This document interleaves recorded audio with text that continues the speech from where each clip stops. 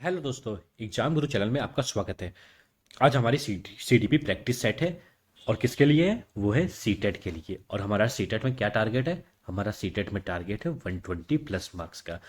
और इस practice set में 20 क्वेश्चन दिए गए हैं। तो बताइएगा, आप कमेंट करिएगा लास्ट में आपके कितने क्वेश्चन सही हुए हैं। तो चलिए पहले क्वेश्चन पर पढ़ते हैं। तो पहला क्वेश्चन क्या है? एक बालक को वस्तुओं को देखने में कुछ समस्या है, उसका दाखिला एनसीएफ 2005 के आधार पर किस विद्यालय में होना चाहिए? तो किस विद्यालय में होना चाहिए? देखिए, मैं आपको एक चीज बता देता हूं। जो एनसीएफ 2005 में बोला है, वो ये बोला है कि बच्चों को जो है इंक्लूसिव एजुकेशन देनी चाहिए। इंक्लूसिव एजुकेशन, ठीक है।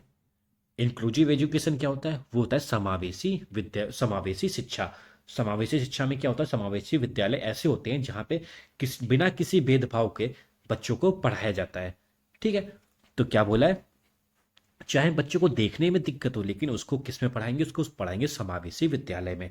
तो इसका ऑप्शन क्या हो जाएगा? नियमित विद्यालय, विशिष्ट विद्यालय, समावेशी विद्यालय या एकीकृत विद्यालय। तो इसका ऑप्शन हो जाएगा ऑप्शन नंबर सी। क्या हो जाएगा? समावेशी विद्यालय। एनसीएफ ने क्या बोला था? एनसीएफ ने बोला था समावेशी विद्यालय पर जोर दिया, इंक्लूसिव एजुकेशन पर जोर दिया था उन्होंने। ठीक है। और एनसीएफ 2005 में सबसे ज्यादा योगदान किसका था?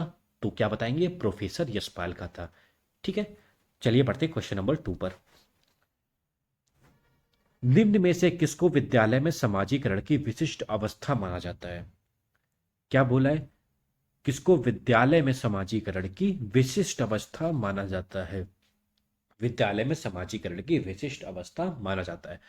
देखिए, समाजीकरण की जो विशिष्ट अवस्था होती है विद्यालय में, वो होती है बाल्यावस्था। क्या होती है? बाल्यावस्था। तो इसका ऑप्शन हो जाएगा ऑप्शन नंबर बी, बाल्यावस्था। कब बाल्यावस्था लगाना है? जब पूछा जाए विद्यालय में, जब बच्चा विद्यालय जाता है और वहां समाजीकरण मतलब समाज के साथ इंटरेक्शन करता है, तो वो किस अवस्था में करता है? वो करता है बाल्यावस्था में। ठीक है। बढ़ते हैं क्वेश्चन नंबर 3 पर। मनुष्य में व्यक्तित्व विभिन्नता को निर्धारित किस किस सॉरी मनुष्य में व्यक्तित्व विभिन्नता के निर्धारक किससे संबंधित होते हैं? तो किससे संबंधित होते हैं? व्यक्तित्व विभिन्नता क्या होती है? Individual differences. ये आप चैप्टर पढ़ चुके हैं, मैंने टॉपिक डाल दिया है इस पर वीडियो बनाकर। आप अगर नहीं पढ़ा है तो जाके देख सकते हैं उस टॉपिक को। तो ऑप्शन क्या है? वातावरण के साथ अंतःक्रिया, वंशानुक्रम में विभिन्नता, वंशानुक्रम तथा वातावरण दोनों में विभिन्नता, वंशानुक्रम व वातावरण में अंतःक्रिया। तो ये अंतःक्रिया दोनों मिक्स करने वाली बात हो गई। तो ये तो नहीं होगा। अब जो विभिन्नता होती आती है वो वंशानुक्रम और वातावरण दोनों में विभिन्नता आती है, तब जाके बच्चा, दो लोग, दो पर्सन अलग अलग होते हैं। तो इसका ऑप्शन हो जाएगा ऑप्शन नंबर सी। और व्यक्तिगत विभिन्नता क्या होती है? कि कोई भी दो इंसान कभी भी सेम नहीं होते हैं। हो सकता है उनमें 10 क्वालिटी सेम हो, लेकिन 11वीं क्वालिटी अलग हो जाए। अगर ट्विंस भी है ना, कोई जुड़वा बच्चे भी हैं, वो भी सेम नहीं होते हैं, वो भी अलग अलग होते हैं। चलिए बढ़ते हैं क्वेश्चन नंबर 4 पर।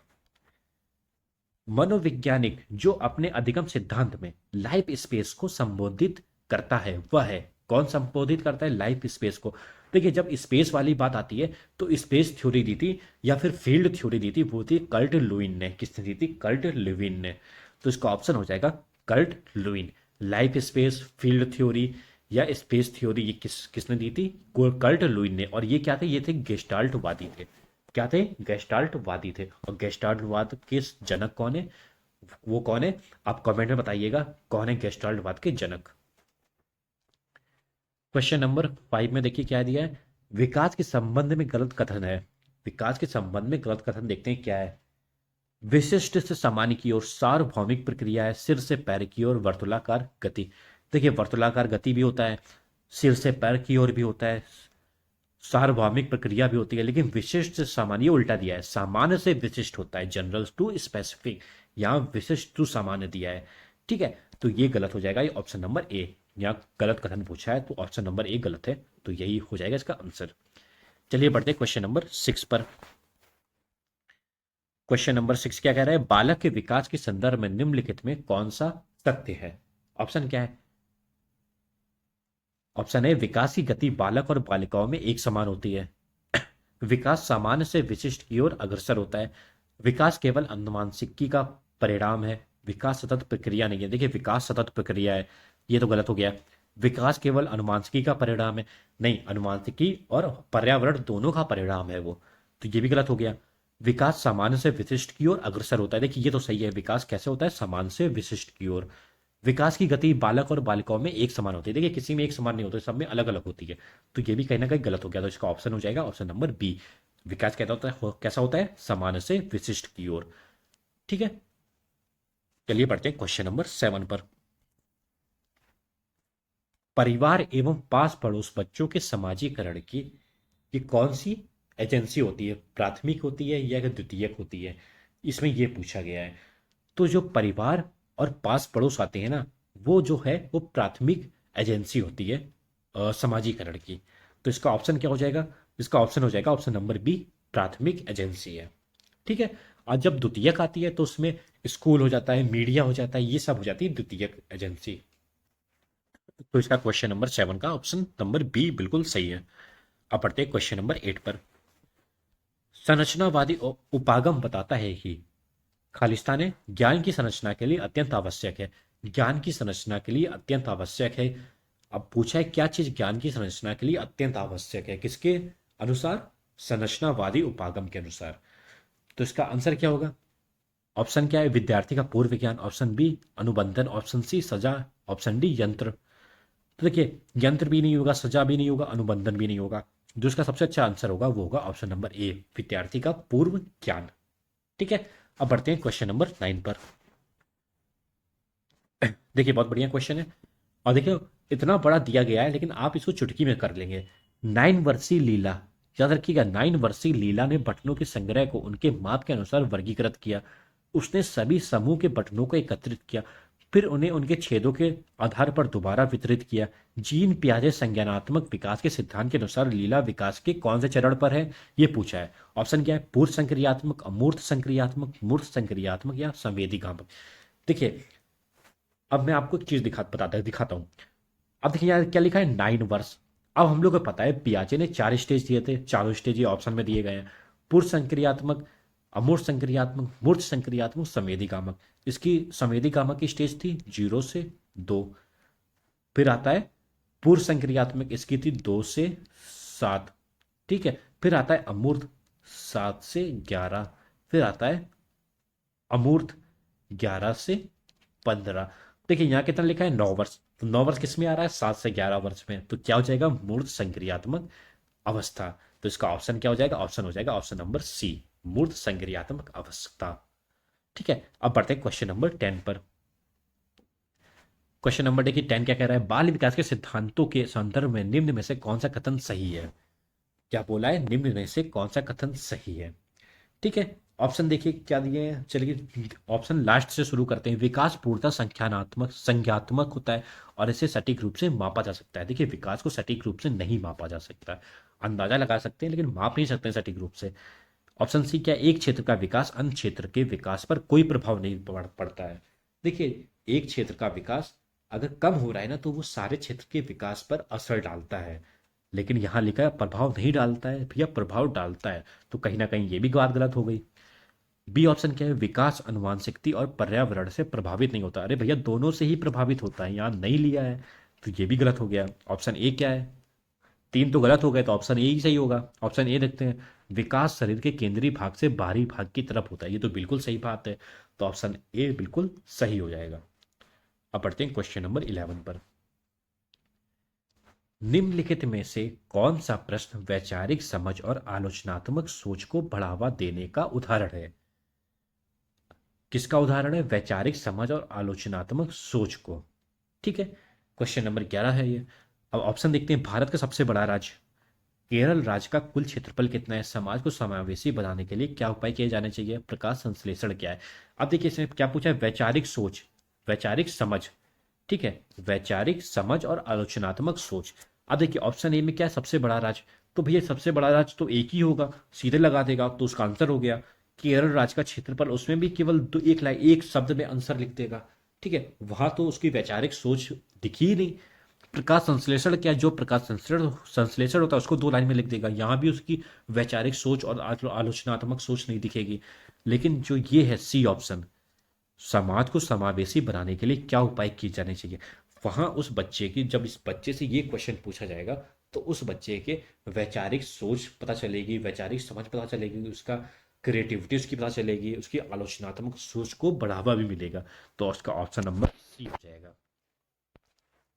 बढ़ते हैं क्वेश्चन नंबर 12 पर। निम्न में से अध्यापन अधिगम का सबसे प्रभावशाली माध्यम कौन सा है? क्या पूछा है? सबसे प्रभावशाली माध्यम कौन सा है? देखिए ऑप्शन क्या है? अनुकरण, नकल करना। देखिए नकल करना तो नहीं होता है। विषय वस्तु को यंत्रवत याद कर लेना, देखिए याद करने वाला भी चीज नहीं हो गया।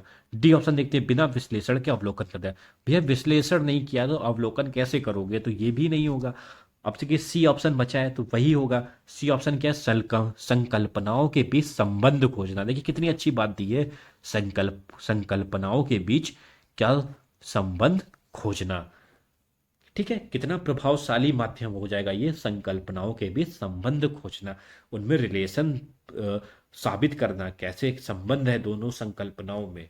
ठीक है, अब बढ़ते हैं क्वेश्चन नंबर 13 पर। विकास के संदर्भ में निम्न में से कौन सा कथन सही है? कौन सा कथन सही है? क्या है क्वेश्चन नंबर 13? विकास के संदर्भ में कौन सा कथन सही है? ऑप्शन क्या है? विकास बहुआयामी होता है। हाँ बात तो सही है, बहुआयामी तो होता है विकास। विकास की दर सभी संस्कृतियों में सभी के लिए समान होती है। देखिए सभी के लिए तो समान नहीं होती, सबके लिए अलग अलग होती है। समान सबके लिए हो जाएंगे तो सब एक जैसे हो जाएंगे फिर तो। ठीक है, तो ये तो गलत हो गया। विकास केवल विद्यालय में होने वाले अधिगम से ही होता है। देखिए केवल दिया है यहाँ पे, मतलब लिमिट लगा दी गई, तो ये भी नहीं होता। विकास तो कहीं भी हो सकता है, विद्यालय में हो, जहां भी बच्चा रहेगा वो उसका विकास होता ही रहेगा। ये क्या लिखा है? विकास केवल बाल्यावस्था में होता है। नहीं, बाल्यावस्था में भी नहीं होता है। विकास तो जीवन पर्यंत तक होता है, मृत्यु तक होता है। कब से? गर्भावस्था से मृत्यु तक होता है। वॉर्म टू टॉम्ब बोलते हैं इसको। तो ये भी नहीं होगा। देखिए ऑप्शन ए क्या है? विकास बहुआयामी होता है, तो इसका ऑप्शन नंबर ए बिल्कुल सही हो जाएगा। विकास बहुआयामी होता है। चलिए बढ़ते हैं क्वेश्चन नंबर 14 पर। क्वेश्चन नंबर 14 क्या कह रहा है? बाल केंद्रित कक्षा वह है जिसमें, ऑप्शन देखते हैं, बच्चों के व्यवहार को निर्देशित करने के लिए अध्यापक पुरस्कार और दंड का प्रयोग करता है। देखिए दंड जैसी बात आ जाती है तो वो तो नहीं होता है, ये काट दीजिए। ए ऑप्शन क्या हो गया? ए ऑप्शन कट गया। ऑप्शन बी क्या है? अध्यापक लचीला है और प्रत्येक बच्चे व्यक्तिगत आवश्यकताओं को पूरा करता है। प्रत्येक बच्चे की व्यक्तिगत आवश्यकताओं को पूरा करता है, हाँ। अध्यापक लचीला होना चाहिए, तभी तो वो हर बच्चे की आवश्यकताओं को पूरा करेगा। तो देखिए ये तो कहीं ना कहीं सही लग रहा है। ठीक है, सी ऑप्शन क्या है? अध्यापक केवल, देखिए केवल पाठ्य पुस्तक के ज्ञान के स्रोत के लिए उपयोग करता है। देखिए केवल जैसा आ गया, पाठ्य पुस्तक, केवल पाठ्य पुस्तक का ही यूज कर रहा है, तो ये भी गलत हो गया। डी क्या है? अध्यापक बच्चों को उनकी क्षमता के आधार पर वर्गीकृत करता है। देखिए वर्गीकृत मतलब अलग अलग करने की बात आ गई, अलगाववादी बात आ गई, तो ये भी गलत होगा। जो हम लोगों ने देखा था ऑप्शन नंबर बी, अध्यापक लचीला और प्रत्येक बच्चे व्यक्तिगत आवश्यकताओं को पूरा करता है, प्रत्येक बच्चे की आवश्यकताओं को पूरा करता है, तो ये ऑप्शन बिल्कुल सही होगा। ऑप्शन नंबर बी क्या है? बिल्कुल सही ऑप्शन है। ठीक है, अब बढ़ते क्वेश्चन नंबर 15 पर। देखिए थोड़ा छोटा छोटा लिखा है, कोई बात नहीं, बहुत अच्छा क्वेश्चन है। देखते हैं क्या है। कथन और स्टेटमेंट का क्वेश्चन है। ठीक है, स्टेटमेंट क्या है? एक शिक्षक द्वारा पढ़ाए जाने वाले विषय वस्तु को छात्रों के दैनिक जीवन के अनुभवों से जोड़ना चाहिए। बात बिल्कुल सही है। क्या बोला है? उनके जो उनको पढ़ाया गया है उनको दैनिक जीवन के अनुभवों से जोड़ना चाहिए, तो ये तो बिल्कुल सही है। तर्क क्या दिया है इसके लिए? बच्चे स्कूल में जीवन के बहुत से महत्वपूर्ण अनुभव लेकर आते हैं जिस पर शिक्षिका को ध्यान देना चाहिए। हाँ बहुत सारे अनुभव लेके आते हैं और उनको महत्व देना चाहिए उनके अनुभवों को, तो ये भी सही है। तो क्या हो गया? कथन भी सही हो गया और रीजन, इसका तर्क भी सही हो गया, क्योंकि वहां भी बाहर के चीज, बाहर के ज्ञान को जोड़ना, बाहर के एक्सपीरियंस को जोड़ना, बाहर के अनुभवों को जोड़ने की बात हो रही है, और यहाँ भी जो बाहर के अनुभव हैं उनको महत्व देने की बात हो रही है। तो कहीं ना कहीं दोनों सही है और दोनों एक दूसरे को जस्टिफाई कर रहे हैं, तो इसका ऑप्शन क्या हो जाएगा? ऑप्शन नंबर ए हो जाएगा इसका। क्या हो जाएगा? ए और आर दोनों सही है और आर सही व्याख्या करता है ए की, तो इसका ऑप्शन नंबर ए बिल्कुल सही हो जाएगा। ठीक है, अब बढ़ते हैं क्वेश्चन नंबर 16 पर। देखिए क्या लिखा है। हार्वर्ड गार्डनर के अनुसार, देखिए हार्वर्ड गार्डनर ने किसका सिद्धांत दिया था?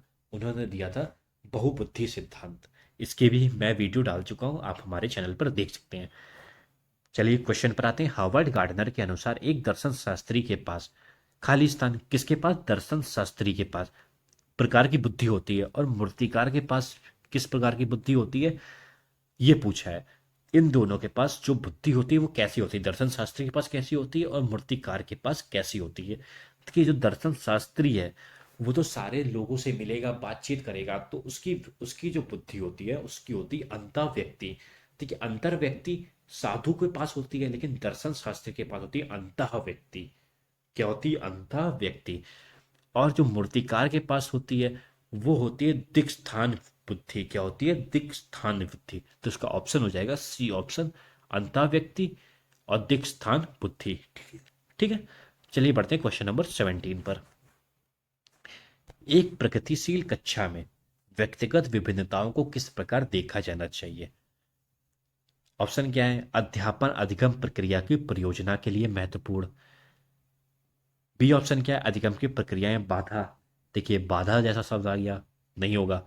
सी क्या है? अध्यापक के पक्ष में असफलता, ये भी नहीं होगा, असफलता जैसा शब्द आ गया। योग्यता आधारित समूह बनाने, देखिए समूह बना दिया गया मतलब कई समूह बना दिया गया तो बच्चों को अलगाव वाली बात आ गई, तो ये भी नहीं होगा। ऑप्शन ए क्या दिया है?